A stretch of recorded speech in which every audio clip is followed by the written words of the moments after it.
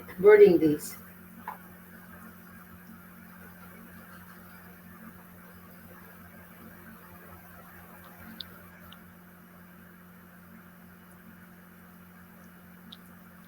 Good morning, Lourdes.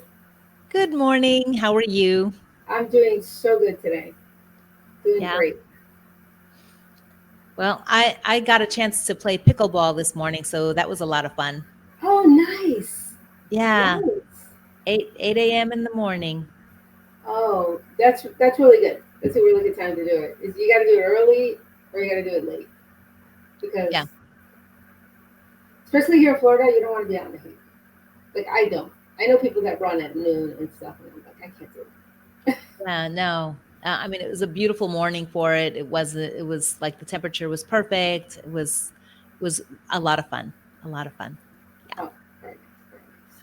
All right, so today's our Q&A day, and let's go to the first question.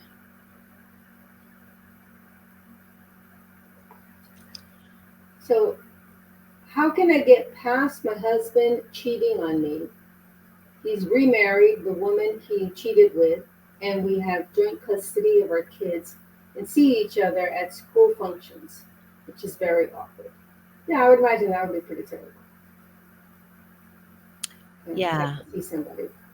And you know, the thing is also like, it's not just when your husband cheats on you. It's also that when they introduce the new person into your group, if you're boyfriend and girlfriend or fiancés and or girlfriend and girlfriend, boyfriend and girlfriend, whatever the case may be, but you share the same pool of friends, and they bring the person that they cheated with now into the fold, and that's extremely uncomfortable for sure. Yeah, absolutely. Absolutely. I mean, there's so much to navigate there as the person who's been cheated on. There's the betrayal, and then to have to contend with seeing this person on a regular basis at school functions. Wow, that's a lot. Yeah, that is very difficult to navigate, but we have you know obviously with a lot of compassion for the person that's going through this, and to many people that do go through this. This isn't by any means, an easy navigation. But there's certain things that we can start to do. I don't know if you've ever been cheated on. I've been cheated on, and so I have a lot of compassion for people that have been cheated on. It is not a nice trip, and if it's the first relationship that you're in, or the first long-term relationship that you're in, it does cause you to really reflect and think, did I did something wrong, where did I fail? It becomes about me, and often it isn't about us, and that's something that I did learn, that it really wasn't about me. It was about something that they were going through, and that's something that, in a relationship, we can't give people something that they need to give themselves. Like, I can't give you self-esteem. That's something that you have to cultivate in yourself. I can't cultivate your self-love. That's something that you have to cultivate yourself. So sometimes, people that are serial cheaters, that's what's going on. It's not about you. It's about the relationship doesn't work for them for reasons that you can't do anything about. Right. Now, I know I Yeah. went off on a little tangent and I said that we were going to talk about what things to do. But before I go into the next slide, is there something that you wanted to add? Thankfully, I have never been in a relationship where I have been cheated on, but certainly I do know people who have, navigated that situation, and, that sense of betrayal and lack of trust that then grows. And also, like you said, the thinking that it has something to do with them, some inadequacy in themselves. But Mm-hmm. I agree with you. It's usually what's happening with the other person, some need that they have that they need to meet. And Right. it's about them. It's not Mhm. about you. But very, very challenging situation to navigate through for sure.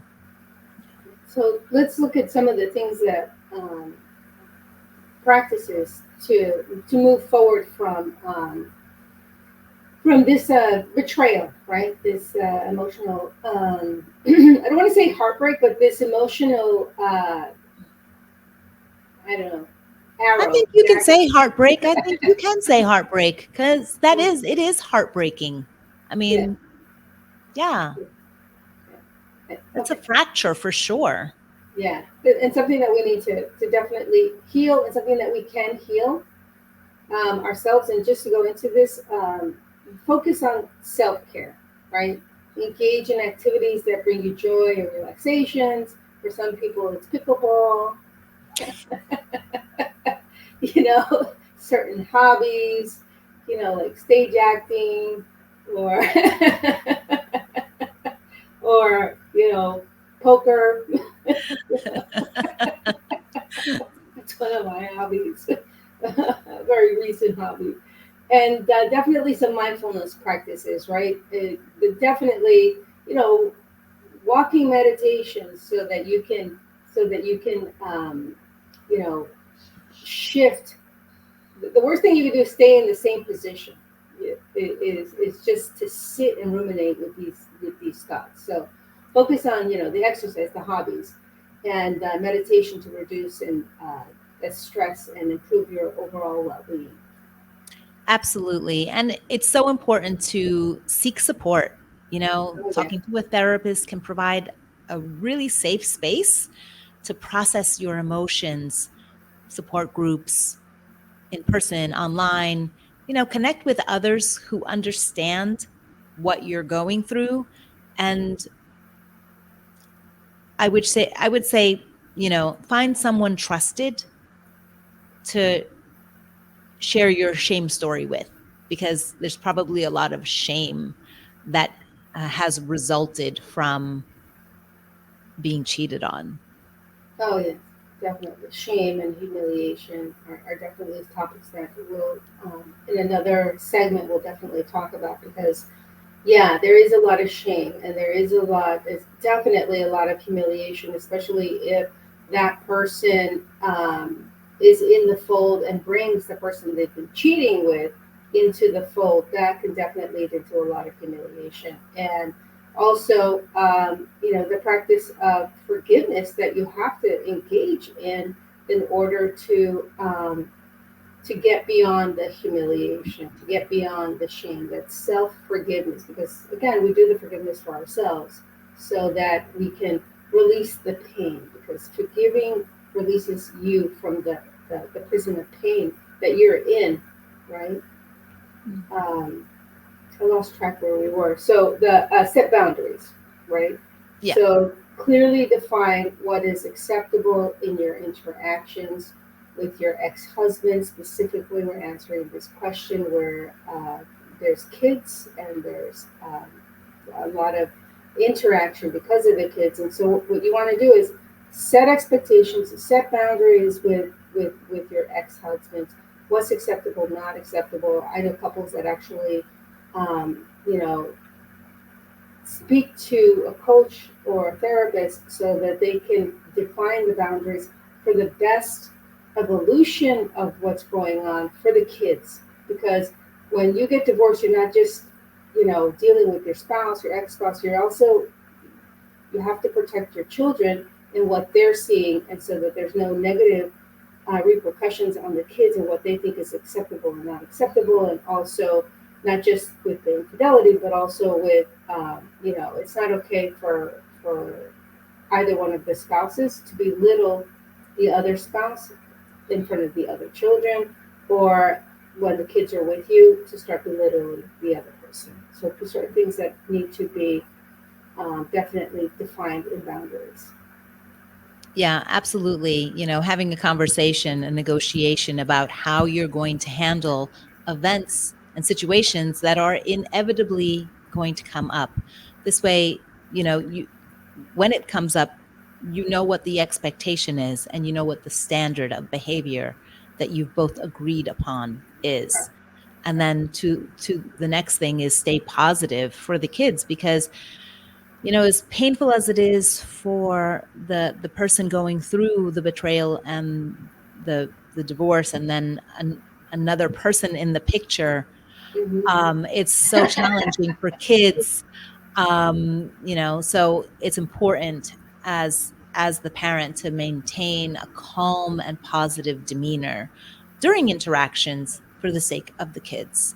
And this will help to create a stable environment for them and hopefully reduce their stress.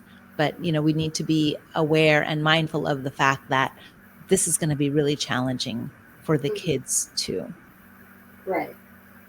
And give yourself time.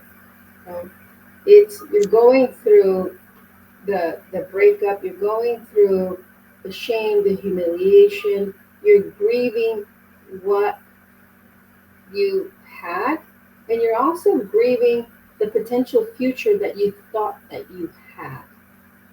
And some people also, want to throw out their past, and it's like, you don't throw out your past. Your past you build upon, and you do have to grieve, and you need to give yourself time to let go of the potential future that you thought that you had, and to stay focused in the present, and stay focused in the present for yourself, and also, stay present for yourself and for your kids. And healing from betrayal takes time. So allow yourself to feel your emotions without rushing the process, and be patient, be kind with yourself. Definitely, if you can, speak to a coach. Reach out to your friends, have a support system, because the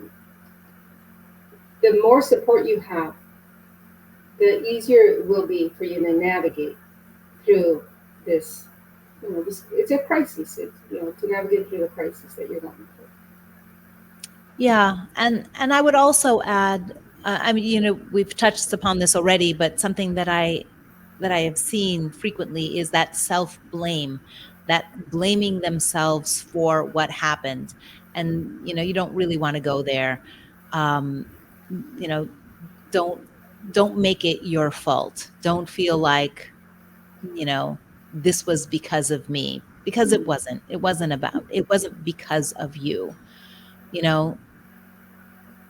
If things were not working in the marriage, it takes two people to figure it out and work on it and create an environment that is satisfying each person's needs and wants and desires. So it's that person who cheated, they bailed. Right. They bailed on the marriage. And so don't you take the blame for their behavior. Right. But I see that. I see that a lot. And that it's, don't do that. Don't do that. Don't do that. Don't do that. Yeah, just don't do that. And we realize it's difficult to navigate through this. But as we said, give yourself time to go through the entire process. Allow yourself to feel your feelings. The best thing that you can do is to speak to a professional, a therapist, a coach, somebody to help you navigate through this, because, in some cases, people have some sort of identity crisis.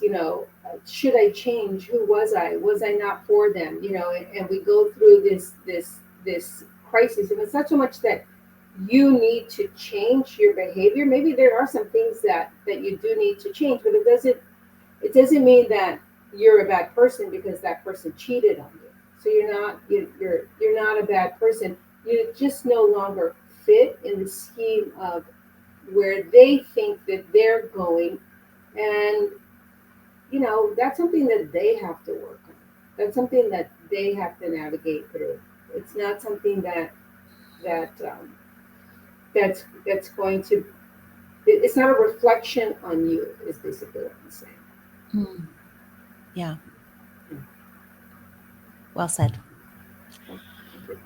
Well, I think that's unfortunately all the time that I have today for this. I apologize, but I do have another appointment right after this. But great conversation. I hope it was, helpful. And as Maria likes to say, if anyone out there is is struggling with, a situation, a circumstance, please reach out to us. We're here to help.